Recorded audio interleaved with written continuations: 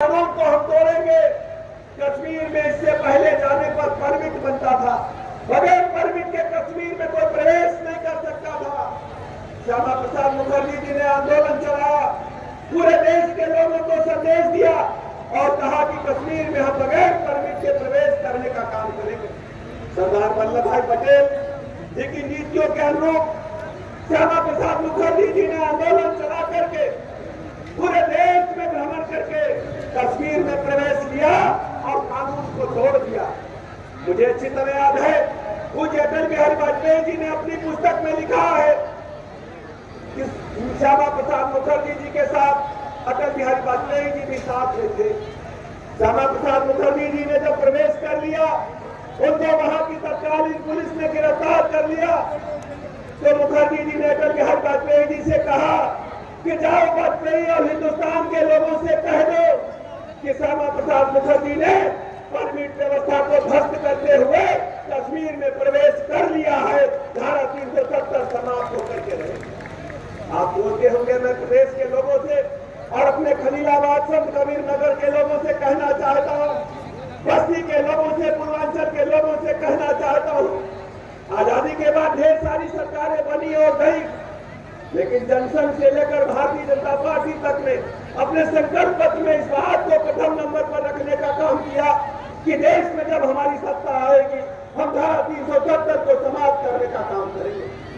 आप सोचिए, जब मोदी जी के नेतृत्व में अपने बलबूते सरकार बनती है, तो धारा 370 एक झटके में समाप्त करने का काम गृह मंत्री अमित शाह पार्लियामेंट में प्रस्ताव पेश करके करते हैं।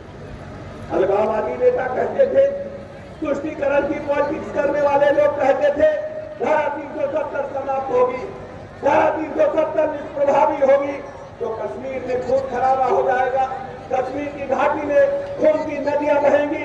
लेकिन मित्रों, आज आपके सामने ये बात तथ्य पूरी दुनिया जान चुकी है, मच्छर के बराबर भी खून नहीं बहा, धारा 370 समाप्त हुई।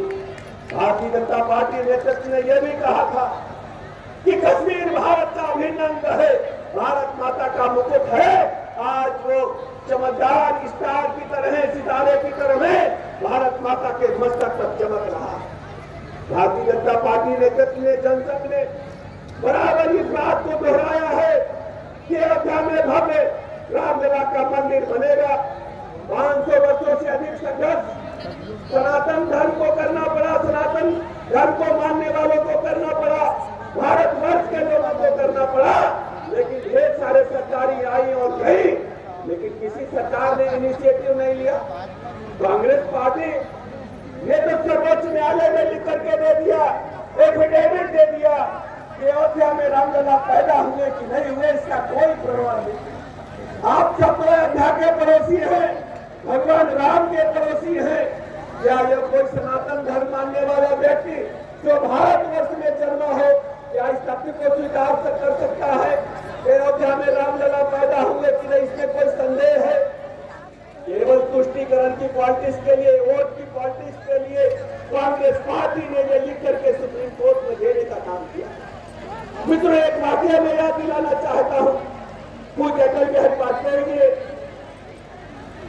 इंडोनेशिया गए थे प्रधानमंत्री बनने के बाद।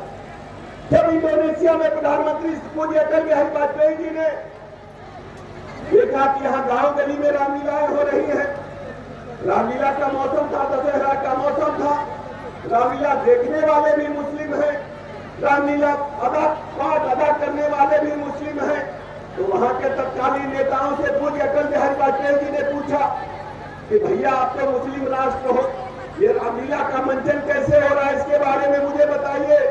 इंडोनेशिया के लोगों ने कहा था कि हमने अपना धर्म परिवर्तन किया है, हमने पूजा पद्धति बदली है, लेकिन अपने पूर्वज को हम नहीं बदल सकते। राम हमारे पूर्वज हैं, राम हमारे परिवार के हैं, इसलिए हम कहते हैं। दूसरी तरफ हिंदुस्तान के लोग, ये कांग्रेस पार्टी के लोग, ये तुष्टीकरण की प्रैक्टिस करने वाले लोग, समाजवादी पार्टी जैसे मुस्लिम तुष्टीकरण करने वाले लोग वोट के खातिर रामलला के अस्तित्व को नहीं मानते। समाजवादी पार्टी ने तो हद कर दी, रामलला के निहत्थे भक्तों पर लाठी नहीं गोली चलवा करके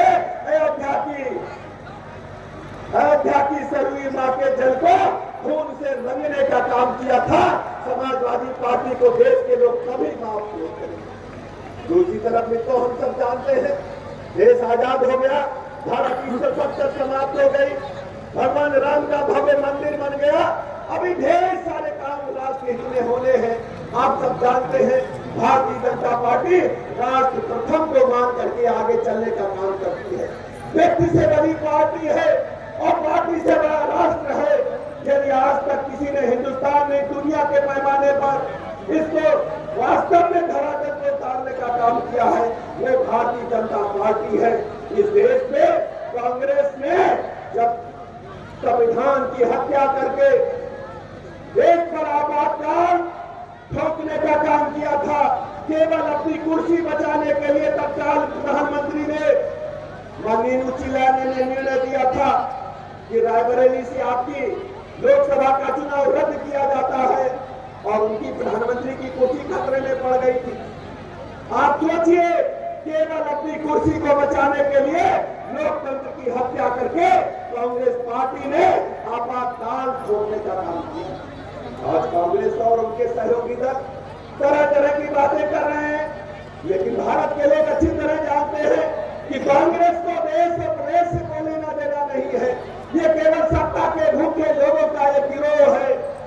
आपको अच्छी तरह याद है, जब देश भर इमरजेंसी लागू हुई और 77 में जब इमरजेंसी के बाद चुनाव घोषित हुए, तो भारतीय जनसंघ ने, तत्कालीन जनसंघ ने, याद करिए, अपने आप को जनता पार्टी में विलय कर दिया और देश को बचाने के लिए पार्टी को खत्म करने का काम यदि इस देश के अंदर, दुनिया के अंदर किसी ने किया तो भारतीय जनता पार्टी ने करके दिखाया। कोई दूसरा नहीं। 1980 में भारतीय जनता पार्टी का गठन हुआ। पूज्य अटल बिहारी वाजपेयी जी ने कहा था प्रथम अधिवेशन में कि अंधेरा छटेगा, कमल खिलेगा, सूरज उगेगा। आज दुनिया के पैमाने पर भारतीय जनता पार्टी सबसे बड़े दल के रूप में कार्य